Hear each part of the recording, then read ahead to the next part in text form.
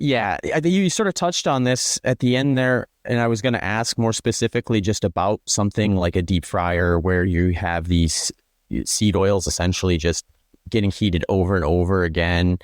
I actually worked at a McDonald's when I was in high school, and Did you? Me too. so obviously That's my first high school job. I worked in I actually worked in the grill. Sure. So I mostly spent my day eating Yeah.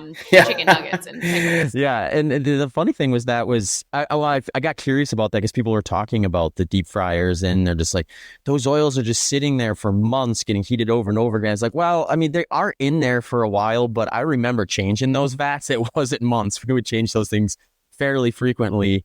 But generally speaking, outside of the negative consequences you'd maybe have from just eating a diet rich in fast food, mostly likely due to just the surplus in calories you're going to get from doing that, should someone be concerned with a deep fryer in seed oils versus just what they're going to get on a cold pressed salad dressing?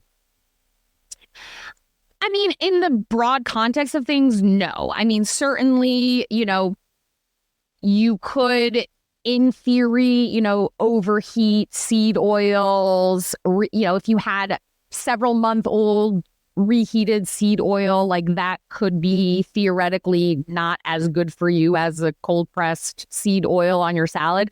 But in like real context of what people are actually consuming, that's not going to happen,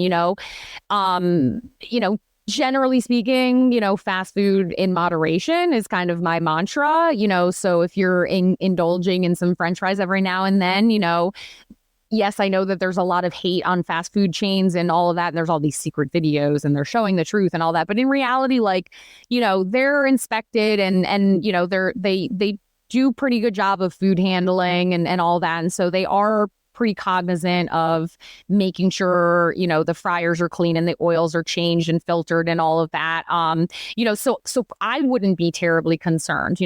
For me, it's more about looking at the overall quality of your diet and ensuring that you have lots of fiber and you have good protein sources and you're getting all of your micronutrients and, ideally getting those from your diet and not from supplements, because we know that there's not a lot of evidence to support supplements but I think that there's a lot of evidence that suggests that, if you are consuming fats, these seed oils, which are, in the bucket of your vegetable oils, generally are associated with better health outcomes than eating the majority of your fats coming from animal fats, even if Liver King and Carnivore MD want to argue with you about that. Thanks for tuning into this episode of the Human Performance Outliers podcast with Zach Bitter.